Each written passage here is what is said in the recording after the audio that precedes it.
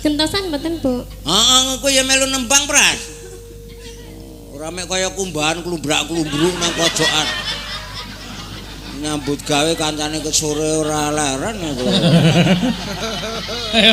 Engko nek dilokke aku ora tanggung jawab. Ah, tak dodo saiki aku apa diolo-olo malane nyuda dosa. Ya dibleki watu. Saiba. Walah untune. Wedi aku meringis. Bunga rasaku. Meneke aku merongos dek lambene mergo cilik tipis. Untune sing gedhe ngarep kaya untu bajing. Ngerti ra? Ya tinggo seneng-seneng. Ayo Lek. Lek Marwata isih kepareng lenggah. Wah wis. Wis krekel-krekel gerayah-gerayah. Nanti sampean mau. Kowe mau? Heeh. Ayo neng kamar kecil. Iso apa mbunakke? Ora iso wong alate keri. Kok alate kari piye? Ya ora iso kok ora iso piye. Kene iki rak serba modern kok kene iki. Ora biasane sampean yo ning kali bedhok kae kok. Ora apa-apa karo cedak kali kok mbangane kowe. Lho, ayo aku yo nang omahku wis saiki apa-apa modern kok. Alah maune saiki iso ngono. Sumbarmu kok iso dilat wedi abang. Mau nek ora ngerti jak nang hotel ngono, bingung bareng arep pipis. Wih, lampune murup dhewe. Ora ngerti bul kulkas sing suwe mlane kok murup dhewe. Nggih, matur. Iki Gusti ya isih lenggah. Mana Gusti penarak mula jarene simbah dhisik iki wong melek karo wong luwe iki ampuh wong luwe bener kandhamu mau nek sing jenenge gelem nanggap wayang iki wong jenenge direwangi wungon sedalu natas. Lho iya, heeh. Kuwi wong ora kena santet, ora kena teluh, ora kena tenung nek gelem melek sewengi natas. Iya. Ning positif. Lho bener Lek, nggih. Nek melek sewengi karo ngoyak-oyak babi yo. Lho kok ngoyak? Lho apa ana mangsa kaya ngene kok ana babi iki? Ya ana. Maksudnya piye? Apa berburu apa piye? Ha iya.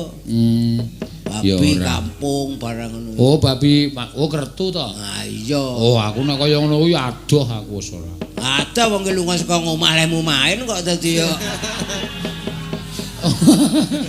Ora maksudnya aku kaya ngono kuwi ra kenal. Ayo saiki ra peraturane perjudian ki sawise ana perubahan utawa amandemen iki luwih abot. Dilarang wong ora ana kok wong uripe mulya perkara main ki ora ana. Tur alhamdulillah aku kok diparingi ora iso. Lho kuwi sing tak aku matur nuwun Le. Aku ora iso tenan bangsa kaya ngono kuwi. Karo aku. Dadi omahku reget upama ana dosa permainan ki udu aku. Iki cedhes-cedhes iki. Iya, ngene kowe maiti. Ora maiti ya mung kanggo supaya kanca greneng-greneng ngono. Ya kuwi jenenge mendukung kejahatan ki ya kena Le, ra kena. Ya kena ora kena piye senengane nek omong. Tegese nek mek go greneng-greneng kena. Nah, aku senengane ngono kuwi kok ya. Ning ora entuk nek main totokanku ora entuk. Ora entuk. Iya. Nek simbah dhisik ki ya pinter e. Pinter piye? Kanang kabeh ki dhisik disaput nganggo tembang to. Heeh. Kertuhe iso ditembangke. Ka iso? Piye kertune tembang? Ana Cina gendong lintrik. Munggah pasar pegunungan sangune picis rong kantong. Roro tengkek sesodoran kelejo katon gumawang. Kucing kering kisat kisut wayah tambur ngerok jaran. Iki ketok nek pakar banget kowe iki. Kowe iki bola-bali tak kandhani kabeh iki maca. Oh iya. Literasi kuwi penting. Kaya ngono kuwi simbah dhisik eling nganggit ya ora ngawur. Mula tembang-tembang dhisik iki dilambari nganggo prihatin, seprene isih golek pangan anak putu. Oh iya. Kaya ane nek tembang kaya ngono mau ya ora pantes ditokke kok ya. Ana nang jero sumuk. Kalah aku nek iki nek mangsane serius-serius nek ndagel-ndagel tak aku mau nek ndagel. Lah tugasku apa? Engko nek aku ora lucu bengoki. Oh iya. Aku ki mek ngandhake kepiawean simbah-simbah dhisik. Bener. Kabeh sora tembang, mula gawe tembang ki ra angel. Tembange guru lagu, guru wilangan. Heeh. Ulon sukon. Bener. Titipola, titipodo. Oh iya. Oh. Malah sampean malah pono babakan tembang. Lah ngapalke ya sore mau gian aku. Nggih. Sesuk ya wis lali biasane. Dicentek iki lali. Nah ya ora apa-apa, ya sesuk anu meneh nek Pak Tommy wayangan neh. Setahun meneh aku mau njaluk. Lah iki wis mau wis aku wis matur kok Pak Tommy nek nganten iki ya setahun pisan. Dadi rada siap-siap ngono kok. Ayo kesuwen jane. Lah njur pira? 1 semester pisan ngono dadi setahun pindho ngono iki. Nggo ngakrap le prihatin tenanan ngono. Wani nek pindho kuwi ya genep ora apik kaya. Aku Goleki ganjile 3 sasi pisan. Ketoke kaya cocok kuwi aku. Apa saiki dijaluki DP-ne sik apa? Konjur dijaluki DP-ne sik. Ya ora apa-apa. Kuwi lho aku sing gumun karo simbah-simbah dhisik ngripta apa-apa diripta. Bener. Nyatane saiki tembang kaya Putut Manggunge wiwit awake dhewe dulung lahir. Wiwit Lek Parman Keng Rama. Sepirene ya isih dikersake, dimirengke. Nek sing saiki iki angger metu anyar viral sedelet ilang. Iya. Mongso judule meden-medeni Bangsa apa mujud? tali kotang ngono barang kuwi. Ya iya. Aku mek tali kotang kok dipamerke. Mbok Sing diwadahi mesti ngono ta kowe. ora isine maksudku ngono lho. Kok diwadahi. Ta? Iya bener kok ya. Rampung iki Kelinci Ucul karangane Pak Narto Sabdo. Seprene isih kena nggo golek pangan putra wayah. Isih. Campur sari mlebu, koplo mlebu, remik mlebu. Tegese iki awake dhewe menghargai rintisan beliau-beliau sing wis Karya beliau-beliau. Sing wis wargi. Mula jane nek nembang kaya Kelinci Ucul niki jane cukup disebutke iki karangane sapa, anggitane Ki Narto Sabdo. Ngono kuwi jane wis menjunjung derajat beliau lho.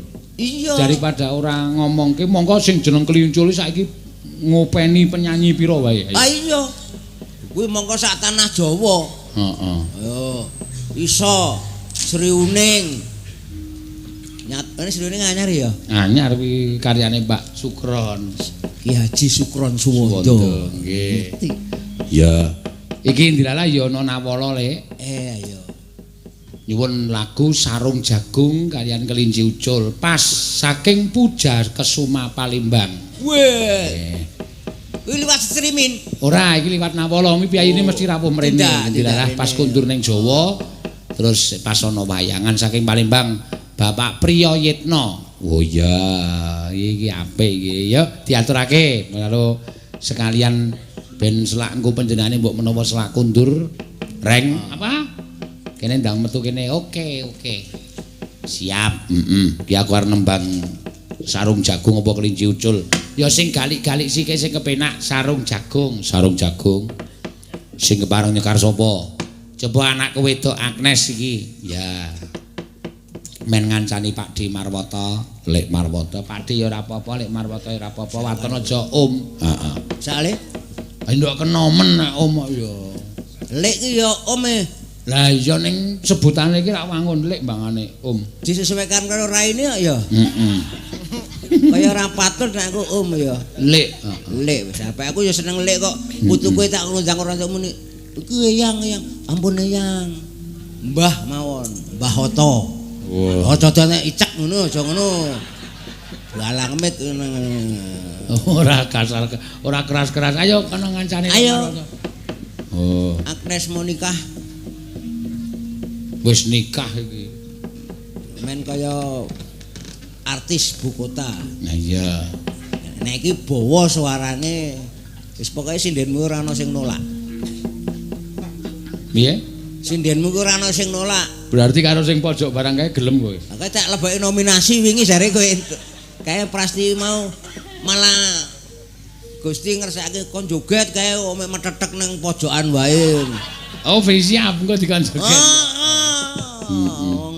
Nggo nyegrek swasana. Iya. Ya, Sarung Jagung sik no. Dibawani sike terus tibake Sarung Jagung. Ya. Bawane napa? Sakarmu. Ya nek kira-kira iwak peyek bawane. Iki mboten masuk. Oh, sarung jagung kok iwak. Ya iso milih dhewe to, Dek iki. Profesional kok. Dandang gula banjet ya iso. Ya, wis katuri kok. Ya. Yogya Niro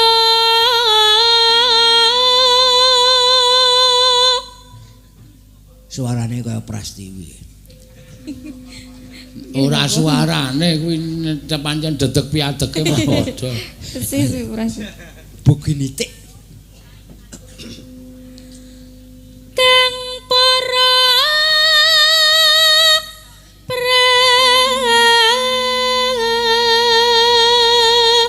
Jure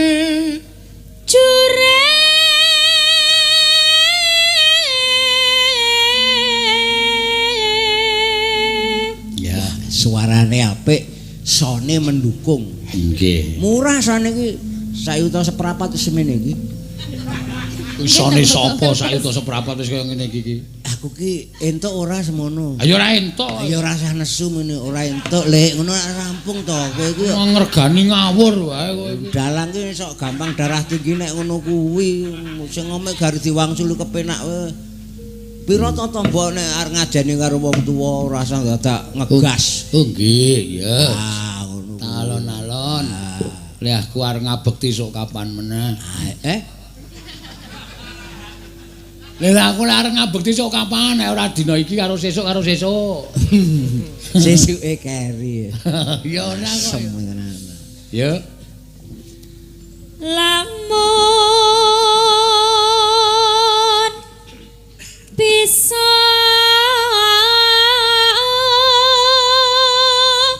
Sami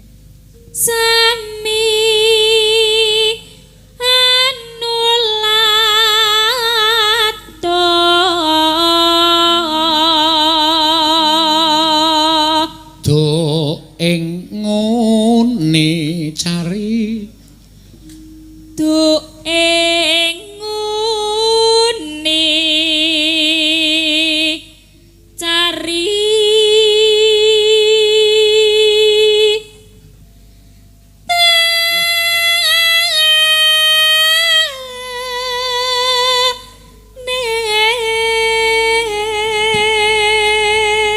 iki made in rombong aku tenan iki. Iki le nyemelu aku ke kelas 2 SD. Iki. Ah iso. Ya syukurlah. Biyen yo arep menyang mayang kuwi tak dusi barang. Saiki arep tak dusi angele ra jamak-jamak. Malah jare arep ngedusi kowe Dek iki. Marahi ta kowe. Kowe wong tuwa marahi lho kowe pisan. Aku mbales sing ngombenge aku ya tau nekke ngono kok pas karo ikakku ngene. Kuwi dek cilik tak dusi ya lek iki jare kowe arep didusi lek kowe muni ngono. Bareng dibales nesu. Nesan iki aku mau sore nesu tak eleke gelem saiki kowe nesu bareng bengi. Ora aku ora nesu. Kesel nek tekan gara-gara ngene iki rasane wis awake iki ting creneng kabeh kae. Ah risiko tugas sih ora masalah. Ora masalah, tetep tak niati kok. Ah iya, karang omah ya diarep-arep e. Ah iya. Adem ono. Nggih asrep jenengan asrep mboten Mbak to. Adem, mbak ngekep aku. Piye to kok guyu? Mengke terus anget. Ora kecocok ngekep aku kok ora kudu ngono simbah. Kata-kata Jawa ki angel. Angel. Ngekep aku. Ngekep aku ngekep. Aku. Rasa ngekep aku nek ngekep kuwi kecocok kowe. Sami nggih kalih Pakku. Padha. Ya mung ra ana payunge. Aku iki tak unekke sok tau ya moh. Apa nek ngekep aku mesti kecocok? Ayo iso. Ora iso lek ngekep saka mburi. Malah aku Kecocok apa? geger. Wah. Kena kulmbeng. Cek kelingan roti kulmbeng yo. Pasar Godean iki ono. Apa? Roti kulmbeng. Kulmbenge apa? Kuwi jane asline saka tembung kolomben. Biyen roti biyen zaman Londo ketelen yo roti kulmbeng. Oh. Tembung iki nek sing dhisik asing kan yo mesti mingset saka pakecapane. Kaya Purwodadi kono sing nyegat bis jenenge dhisik Tuan Demetos. Nek nyegat bis nang kono dhisik. Ketela yo Tuan Demetos. Apa? Nyegat bis kono ning Tuan Dase Atos ngono ku ya ono. Oh. Servet dadi serbet. Mane kan basa Londo. Gitu. Gobek sodor, gobak sodor. Oh lah malah open. Ya open karang golek pangan kok.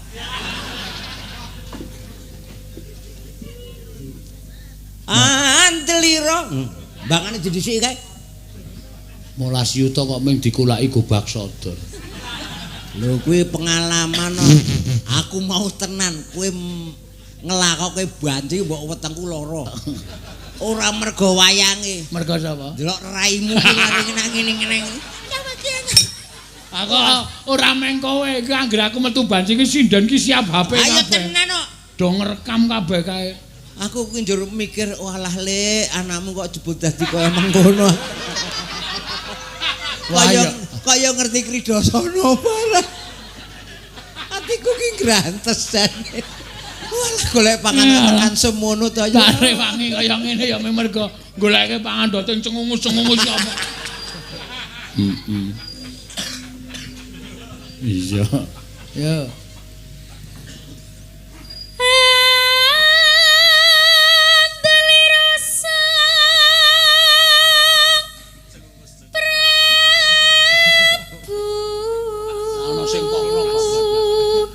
Siji mung ngamangan. Kancane do nyambut gawe mung slonjor ro mangan wae. Kene nganti direwangi. Iya. Ayo kowe aja ngece banciku. Ora. Biyen tak jenenge Sukini. Sukini nganti mlebar tekan ndi-ndi sak seluruh Indonesia iki. Nek aku mayang mesti nang SMS. Mangke bancine didalke. Gusti Yuda. Kuwi nek sedih nang omah setelane mung Sukini kuwi. Apik, soalnya penghayatamu total. Anggere lambeku ketok terus muni, "Ki, cangkeme dalang iki, cangkeme dalang iki." Karena penghayatamu ki total kabeh iki sing larang ki nggon rasa kok. Nggih, ya. Angger dilambari rasa sadurunge lambe muni, rasa wis muni. Jan ceneng aku, ya ampun, ya ampun. Kok celiliten. Celiliten apa? Nangka. Ora ono kok. Ora ono hubungane. Ora ono banci dodol nangka. Ono. Ngendi? Kuwi apa cedak Telkom? Ora ono. Wah aku ki survei nang kono kok wingi. Ayo terus nduk aja gagas omonge pakmu. Sasrabau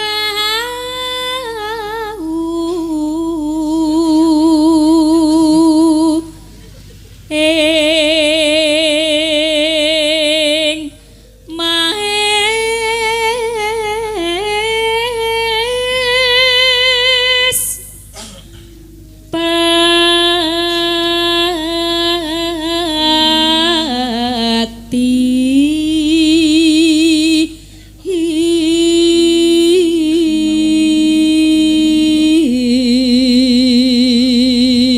Ning jane ya nglakoke ngene mau ki asline ora ming anu terus dilakoke. Aku ya survei lho, Le. Oh iya. Oh, tenan iki. Oh, asli iki ora goroh iki. Iya. Biyen zaman ana sekaten. Oh iya. Anggere sekaten tutup, kuwi ngarep kantor pos ku akeh tenan. Kuwi aku mbiyen sok tengok-tengok nang nggon becak sing ora kanggo ngono kuwi. Delok le do omongan kuwi tak prakteke nyatane ya iso marahi entuk dhuwit kok. Iya. Wis tenan nek kuwi sekaten to kuwi. Kuwi ana sing wedok tenan Joan.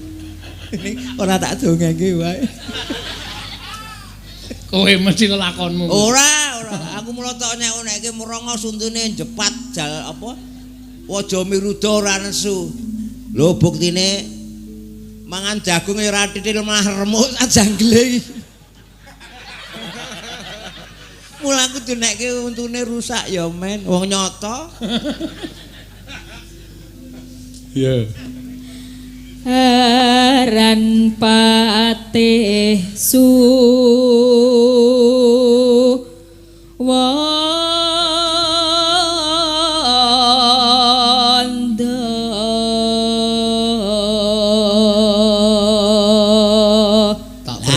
Aku ki dhisik hansip gedhong tengen.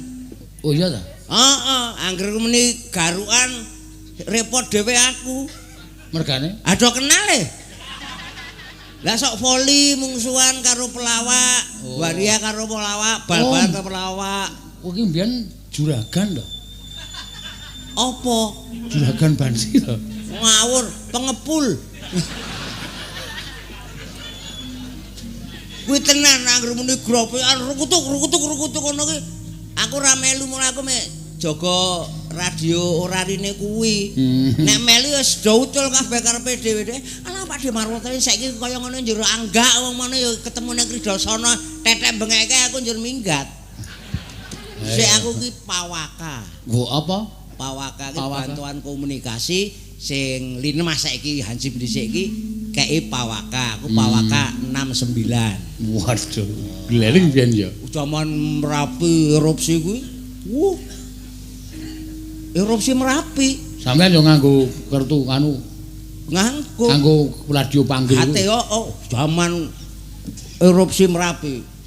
Aku ning Jakarta dadi aku ora ngerti apa-apa. Ora nesu, ora santai wae. Ora nesu. Urung-urung aja mentelengar manu. Iki iya ana cerita lucu meneh. Apa? Erupsi Merapi iki aku sowan Gustine. Gusti niki dos pundi nikahanane? Pun tenang mawon. Pun santai mboten usah kuwatir. Mboten wonten napa-napa. Malam Jumat Kliwon erupsi gedhe to kae. Aku mara ning Dijonegoro. Gustine wis ning Gunung Kidul. Dhisiki ngungsi. Aku batinku kowe lha iki kawulane sing dikorbanke. Halo Gusti teng pundi? Kula teng Gunung Kidul e. Ha niki sing anu semah kula wedi. Wah, cilaka iki agek kepiye iki aku? Ya ora piye-piye. Ya sepanjen kudu ngono ya abot garwane mbangane kowe nek aku ya bener. Kuwi logis kuwi, ngono kuwi logis. Ora kena dimerekke ya memang kudu. Wah, kowe mbela kono. Lho ora nyatane ya ngono, mbok kowe ya ngono kok umpama kelakon kaya ngono nek bojomu wedi. Yaga sing mara nggonamu. Ayagane mati ya ben kowe mesti ngungsi karo bojomu. Kuwi logika, Dik. Bener, cocok kowe, heeh. Apa? Cocok bener. Apa sih? Dicethake lho, Gajo. Lela buhan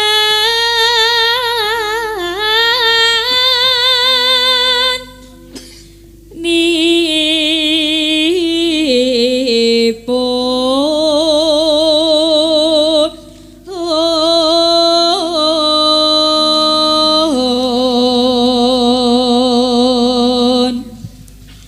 kang kinelong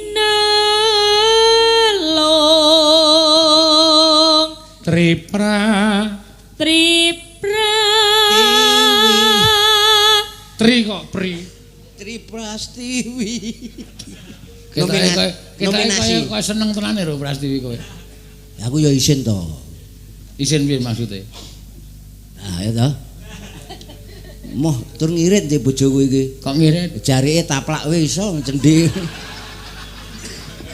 Iya, kurang ajar ta kowe ya.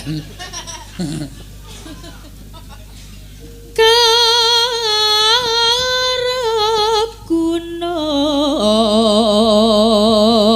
Tur nek dhek nek kademen cukup dibuntel korane wis. Oh, sia-sia. Iki dulurmu lho. Sia-sia. Padake greh pedo enek. Arek tuku nang pasar kae tombonge dibuka terus mek dibuntel koran. Walat kowe. Kae ora, kae iki sing ngetut akeh tak ajar mayang kae sik nyindeni Prastiwi. Mulane seprene iki tak mimi tenan. Lara kowe, aja lara yo aku menyang ayo aku ngono. Mus. Aku rada masuk angin. Nek ayo, pokoke mangkat tak keroki nganggo entrong aku yo. Tarane muni, aja lara yo kowe. Mati sisan. Ora kok ya, aku sayang karo kae. Sehat aku seneng Prastiwi sehat. Iku single fighter. Sinden kendele ra jamak-jamak. Bapak dinyangi. Ora kuwi. Tak gawa ning Palembang sak rombongan iki ning tengah ngalas ki ora kuat nguyuh tetep njaluk mandek kok. Mandek, aku wis ora kuat tenan. Yo iki nang tengah ngalas. Iku akeh beruang, ora wedi. Aja kuwi. Ora wedi ngono. Ambareng mlebu ngalas sumpah kuwi yakin. Takono penabuh-penabuh sing melu. Mlebu ngalas dhewe nggo Aku sak botol kae. Wah, aku arep nggo ngopo kae aku ya ngono. Bareng wis rampung metu. Tenane ana bruange ngono. Oh, ora ditubruk kowe aku. Aku pas ndodoki mah kono gila ngene. Ah iya. Ah beruange ya ngerti nek sing marane kono ki leluhur. Jadi begitu dhek ndodok beronge teko waduh. Nuwun pangapunten Yang Putri. Blas lunga. Wedi nek karo Prastiwi mesti. Edan. Kowe lah sinden iso ngalahke beruang ya lagi iki aku. Iki setan radoyan demit randulit rumang samu aku nek nganggo aku kulino. Tau dunek-unekke jaman aku sik tugas nang Depen. Oh, ta. Sak rombongan ngono arep wong pegawe anyaran rak wedi arep pipis. Aku yo menyangi bengi. Dunek-unekke Margane lah lali akuan urung tak buka dadi lambah-lambahane ngebis kae. Mulane kok pirang-pirang. Iya. Kaya purune kang Tenan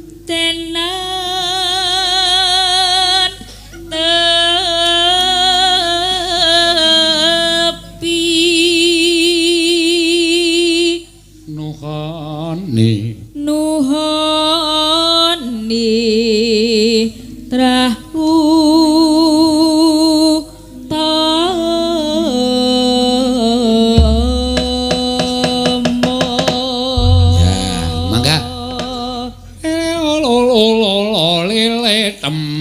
temlong ning ning. Ayo, mangga.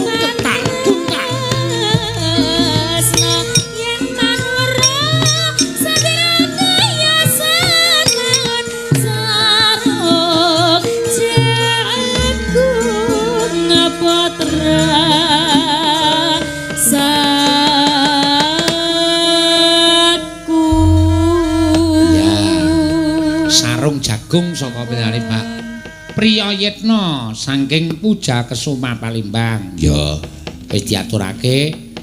Iki uga panjenengane nyuwun kelinci ucul karo kaya sing wis tak bahas karo Lek Marwata mau. Kelinci ucul ki karyane Kinarto Sabda. Ya, sing tak kandhake ya kuwi lho, sarung jagung ki jaman semono ana wong tresna direwangi munggah gunung ya dadi lagu. Nggih. Termasuk kelinci ucul ki diripta dening sang maestro ya dadi lagu. Nah. Wis sesuk mbok ngarang lagu Lek men rada terkenal. Aku ya. Ah iya, karya Marwata upamane Pangkuruntu umpamane. Kuwi cukup iringane ming anu apa jenenge sikat karo tak tak. Kok sikat to, Le? Apa? Pasah. Dadi asah nesu. Kareng kuring ngakara srok ngono. Kok pangkuruntu. Ayo, Mbak. Ya iso. Ah. Sok tak gaeke, Le. Iya. Tanggapan sing keri ning kene neh. Tanggapan sing kari nang? Nang kene. Apa Mas Iwa? Aku takoni. Sida to, Pak? Sida kok muni nggih. Sing muni nggih sapa? Aku. Ayo, Arisa genti, yo. Kelinci ucul. Ya, men dibeda-beda ora mung ajeg. Prastiwi urung lho. Oh, duduk Arisa, kowe hamil muda. Prastiwi maju, Pras. Ayo. Kowe ora takon nembang liwong kok ndak begijikan tekan ndi-ndi. Begijikan kowe sadele didepke nang ngarepku terus. Ha mbok ditumpak. Ndak apa? Dicengklak. Balenono tembungmu. Sak klimah tembungmu nyorok rasane wong tuwa. Waduh, kata-kata ketoprake apik lho sampean. Apa yang bar dicet? Pras. Didhawuhi lho. Ya, oh piye bareng gagah pideksa godhek kok simbar jasa. Wah, tenan. Kaya ngono iso ngalahke beruang ya padahal. Tenan. Ora mergo dedeke kok beruang le kalah Apa? Yoni. Ngopo mendeli? Modal ora we. Ha iki balaku we. Wah, tenan. Mbak Yuku tersayang we. Ayo aku kok ora wedi pe wong beruang. Kok malah tengok kaya ondel-ondel. Wong loro tengok kabeh. Ya Mbak Orisa kalih kula. Ya ora apa-apa. Ya kana Mbak Orisa. Selawase aku nyambuk alah dibenake jaremu kuwi melorot. Ya ben nginceng wae enak lho kaya ngono. Ora ngiceng ning ngancing ra ya ngisini-sini to, iki ning pasamuan e. Wong aku ora isin kok. Apa? Aku ora isin. Aku dek sekolah pas pelajaran isin ra mlebu kowe. Terus dasare dhek cilik panganane bung kok. Terus bareng gedhe rai gedhek. Lah iya, malah raja gedhe nguntuti boto karo semen. Raine rai cor. Jegluk ki montran ndase sing liyane jegluk. Cor. Kowe engko nek diwales lho. Ora. Pun Bapak paman. Bapak paman. Paman Sengkuni. Paman doblang. Ya dibawani. Kula riyen, Bu. Enom sikil. Nggih. Undang ki Dik wong dhuwur kowe. Ampun. Ora Do apa. wedi iki sindan-sindan operasi iki do Sepuh gila. Bu Pras. Oh, dhuwur kowe ning ngawune tuwa. Nggih. Sipras. Nggih. Gaune Aku nggo nglilipi kowe. apa? Nggo nglilipi kowe. Apa? Awu jare. Oh, aku nganggo belor kok. Belornya apa? Kacamata apa? Kowe kuno banget tuh. Ancen aku karo laire kuno kok. Apa nek kuno kelek? Bulan kae kuno ora ana bulan srengenge selesai kowe. Wis ora usah ngrungokke kowe gak nembang. Lah ngrungokke sapa arepan? Seno ya ora omong sakle agean.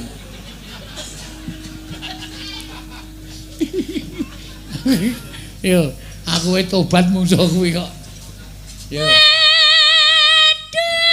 kelinciku.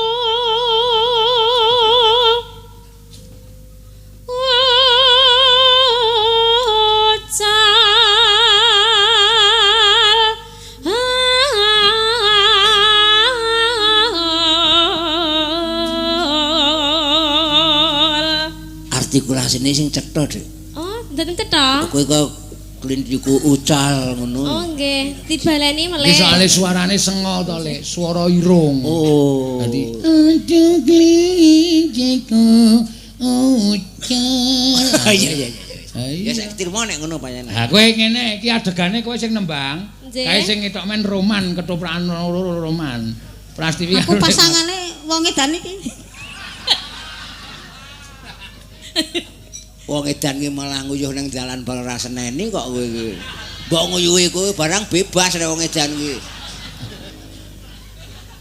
Sing waras meluh liyane kowe malah kedanen sik liyane nek wong edan iki semetetek karo kowe wae. Ayo yo. Monggo, Kang Bu. Mas ngono yo. Nah, iki ngetokke lek marwata ketoprak senior e. Kok gelem tenan mah gilani. Kowe engko tak suntik schizophrenia dhisik. Kuwi penyakit sing mek nangan-nangan, penyakit sing ora tau cetha pikirane labil. Dadi weruh wong elek ketoke bagus. Kuwi tak suntik kuwi sik kowe dadi aku tok sawang ketok bagus. Ning aku nyang kowe ketok cilik kene. Dadi ning ngedusi ayo gak adus kan apa? Disayang. Pak nek apa ling ngundang? Kang Mas. Wul Kang Mas. Eli kok ngene kan Kang Mas. Kowe kaya ngunekke pit wae. Mas ki melarang. Iku capek kok. Kok capek. Kok capek aku bagus banget ngono. Wong sing nyawang picak sak dadi Kang Mas. Kang Mas aja kramas. Aku tutu ketoprak. Ayo diajari lek aku radimu. Ayo belajar sesuk. Iki calone tak do dadake ketoprak kabeh sesuk. Aku dadekke apa? Kowe dadi watu wae sesuk. Ngembleki kowe. Cilaka ta. Syukur kowe karo Mbak Yu antiranya. Apa meneh kowe ngaku like wis ngonoke kok. Kang Mas. Apa diajeng Prastiwi? Wah. Menapa leres? Mbuh. Ama takone menapa leres ngono ayo mbuh. Ayo urung rampung kok kowe iki. Kok rampung iki? Menapa leres ngono ngarang apa? Sepasine kedawan durasine kedawan. Iki arep tendi seneng dawa kok. Apa? Berarti kayu menapa sampun paripurna ayan wonten ing praja ngendi ngono. Menapa sampun paripurna ayan wonten ing praja Taman Siswa? Nek taman siswa kuwi dienggo sing kelase mahasiswa. Nek kowe kan di taman madya, SMP, SMA kuwi wis paling banter. Wes selingi meneh. Selingi. Nggih. Ayo kono tok men roman, kekep-kekepan. Lah mau kecokot mau dodol dua ra iku. Kowe untuk kuwi ora kena raimu, wong kowe mek sak guluku lho. Ane sak kae ngono iso kena remuk kowe iki bablas kok. Kaya digandeng kaya lupat-luput wae iki. Ya ning jero bojoku iki mau. Ngene iki lho. Piye-piye? Wis kaya nyekel termos aku nek ngene iki. Ayo terus kena. Mangka iku dadi katras naraku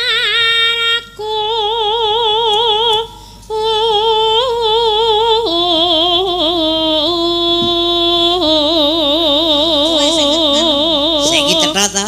Heeh. Cetha. A I U E O E. Nah, iki kudu cetha.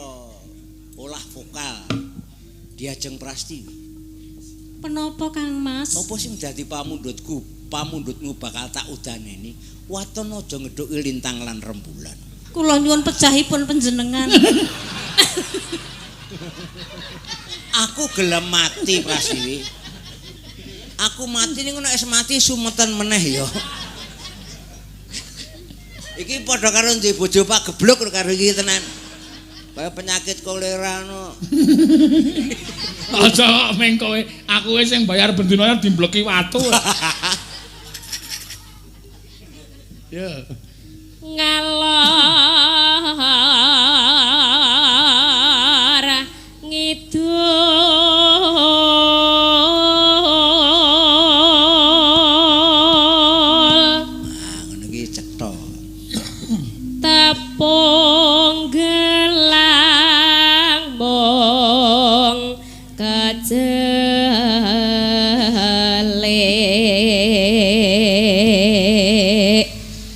Nggo cithakan patung kasongan rada wangun.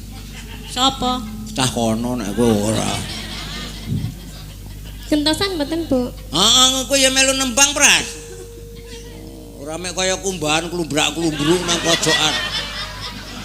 Nyambut gawe kancane ke sore ora leren aku.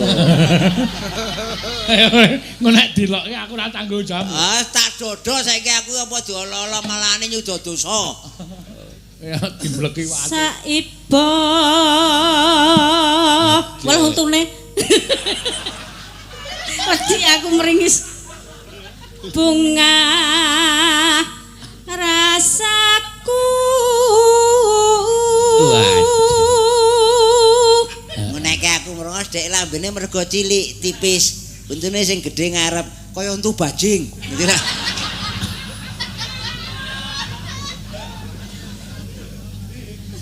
Yen metu bakal tak candak. Yen mulih bakal tak pondo. Iki lho sing tak senengi wantek suarane. Kancane do kentekan swara dhewe ora tau kentekan swara. Ha piye lar kentekan swara wong sengi ya ora nyuwara kok ya mesti akeh serepe kancane do nembang dhek ora. Anane medidis. Nyuwun sewu nggih Gusti Yuda. Ora apa-apa, ora iso tak paringi pangapura sliramu ora. Aku duka kowe kok. Aku karepku aku kok. Niki kula wong tuwa. Ya tuwa aku karo kowe. Ah, mek tuwae dipamerke mbahku itu ora tau pamer kok. Ora apa-apa, engko Gustine mesti sik takoni aku. Yo bublas niku terus purun jumeneng joget to. Wah, niku nek pun Kang Slupan.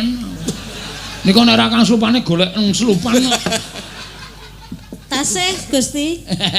Goyang panjenengan tasih. Ajar kowe. Napa?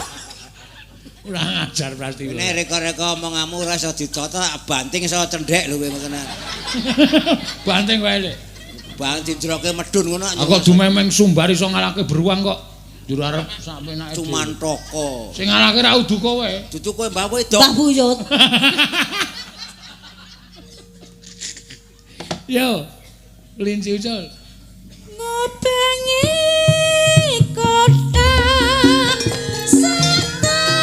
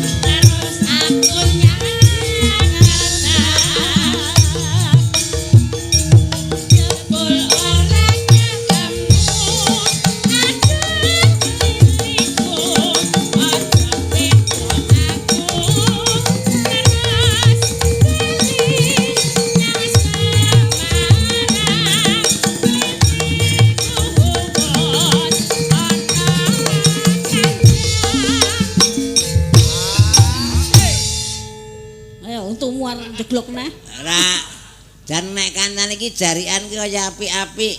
Barang kowe kaya kanggo long dress ki Mas aku. Ayo senengane kowe iki nek gerakane Orisa ora wangun aja tok tirokke. Ngene-ngene mau ki sing wangun ya Orisa. Aku ora wangun e. Engko nek ra ubah ya tok tekokke. Nek ra ubah. Ora.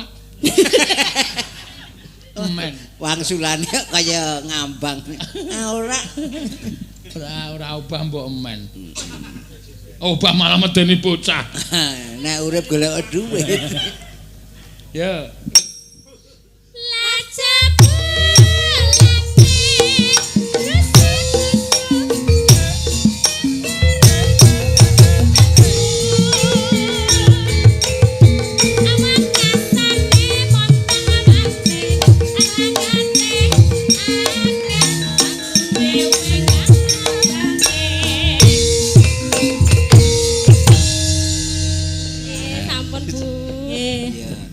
Sampun wis elek. Kaladosaken ngono ya matur karo Gusti sampun kaladosaken. Nggih, sampun Gusti Yuda. Ah, ngono nganggo tata krama. Ah iya. Sesuk tak gone ning Jakarta kuwi.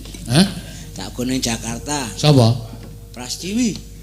Arep jak pentas. Ora. Ngopo? Arep tak padhake boneka sing nganggo batu sing ngene-ngene iki lho. Ora sia-sia lek ora. Ora nyaten suarane ya isih apik. Dhewe wis maksimal lho le pentas ki mau berusaha supaya iso ngembari Orisa. Rong bengi iki dheke pancen tenan ngetok kadigdayan. Wah, tenan. Pokoke nek nang muni nang Yojo nek Prastiwi urung adeg ki penonton ki gedun kabeh. Mulih doan. Wong sing bakul mangkok dipecahi kok gara-gara Tenan. Prastiwi ora ngadeg. Toko bangunan kuwi sing dituku nek kuwi urung ngadeg ki gerobake do dicokoti dhewe-dhewe. Saking cintane karo Prastiwi. Iya. Fanatik. Hah? Fan fanatik. Ah iya, fanatik kok fanatik. Fanatik. Ayo, Regong ganti kowe arep nembang apa? Aku sing kur-kur wae ya, Tru. Iya, iki tinggal penutup. Engko gek lakone diteruske. Iya. Ngaturke apa?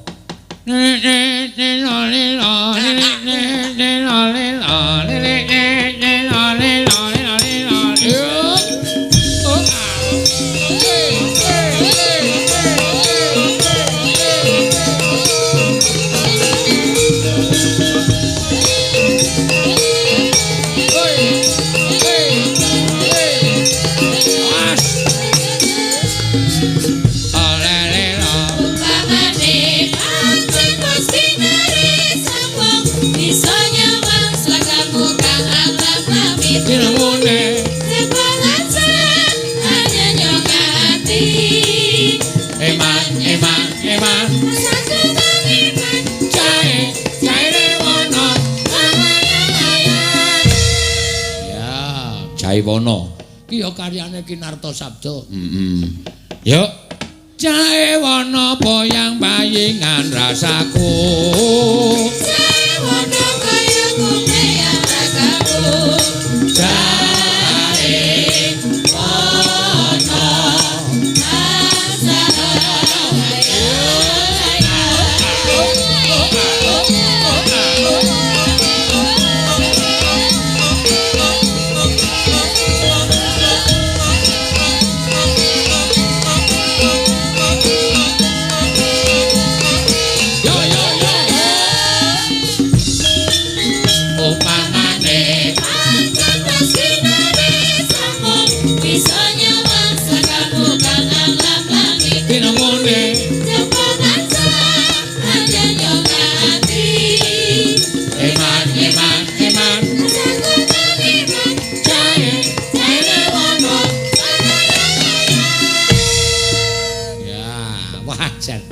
Sumringah iya. Jaiwana boyang bayingan rasaku. Jaiwana kayaku bayang rasaku. Jaiwana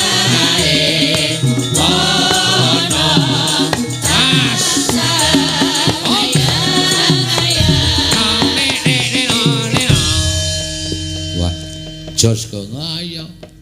Ning kae lho. Sinuwun Ndarawati, Ndara Werkudara, Ndara Janaka kok Ndarawuh ning Karang Kadempel. Apa iya? Ya disowani ya mbok menawa wigati engko ndak dukani. Ya. Ya dirampungke cukup semene engko. Diteruske lakone. Heeh ya. Janeng yaneng talaka kadi langit oh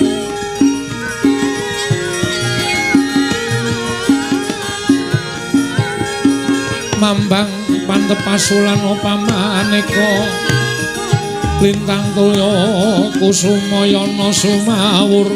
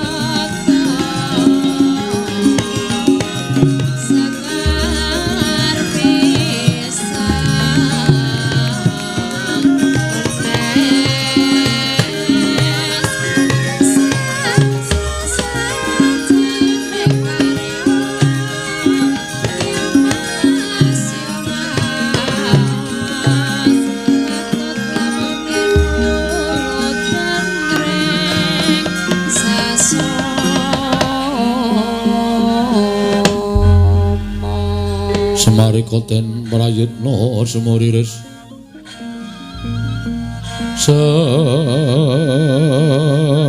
semuriris iko bali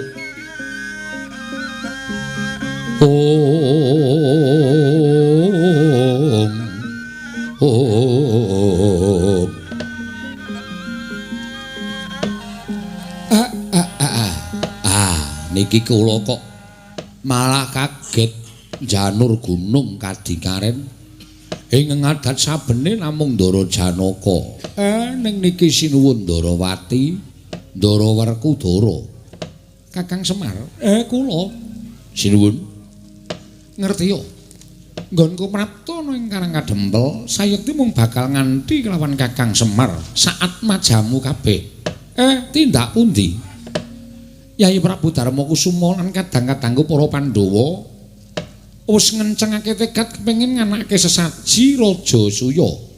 Mongko wektu dina iki aku kelawan Werkudara Padri Janaka golek ya kuwi syarat sesaji Raja Suya wujuding Nalendra ing kudu dadi ganjel korbaning sesaji Raja Suya. Ngaten Den? Iya. Mongko wis gumolong tekad ing Werkudara kelawan Arjuna. Ya kuwi kudu mapan ana negara Giribajra. Ya kuwi kang aran Prabu Jarasandha ingkang bakal nganake sesaji kunjuk Sang Hyang Lodra. Ingkang kudu tekaning mati dadi kurban ganeping syarat sesaji Raja Suya, Kakang Semar. Nang kula caos pemut lho Den, sing ati-ati. Merga Giribajra menika kathah sandi-sandi sing rempit lan angel dipun gagapi cara kamanungsan. Aku wis matur kelawan kadangku sakarone. Mula wektu dina iki, ayo Kyai Semar ndak kanthi prapteng negara Giribajra. Aja nganti kesuwen, nanging tak jaluk aja nganggo wujud Nalendra utawa nganggo asma Nata Ndarawati. Kudu nganggo Karti Sampeka. Nggih, srananipun Werkudara. Nggih.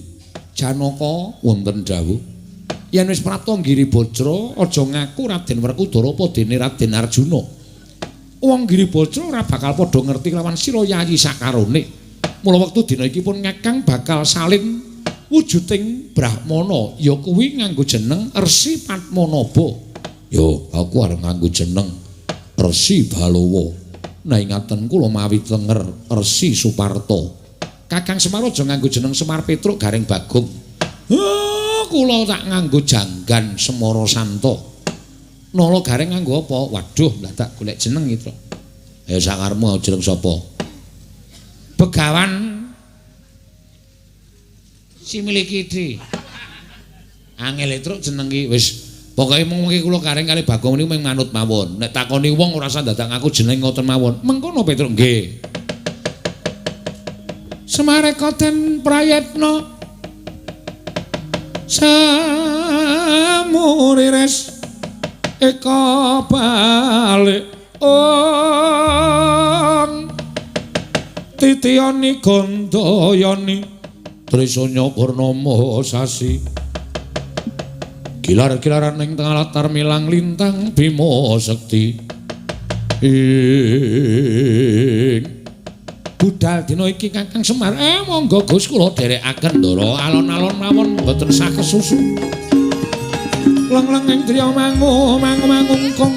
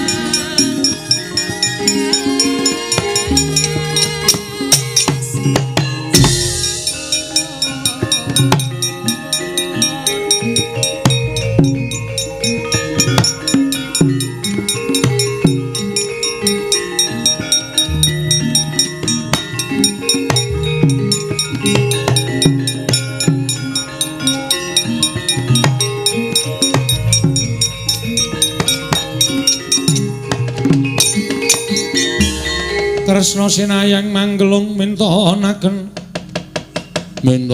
dewi kramanira kang mitraning astaning asta Arjuna kula maring adhaw saya caket nyaketi negara ing Giribajra waspadakna kae pucuking gunung Tityaka ya gunung Setyaka wis katon malira tambur ing kedadian saka kuliting Prabu Briyadrata kasinggihan Koko Prabu yen saya cedhak tan wurunga tambur kae mesti bakal muni Arjuna kula wonten maring adhaw mustiya jemparing pangruwatan sok maning Briyadrata sing mapan ning tambur kae ruwaten supaya manjing kasuwargan nyun pangestu Kanjeng Koko Prabu sing ati-ati aja kaya bocah cilik Janaka.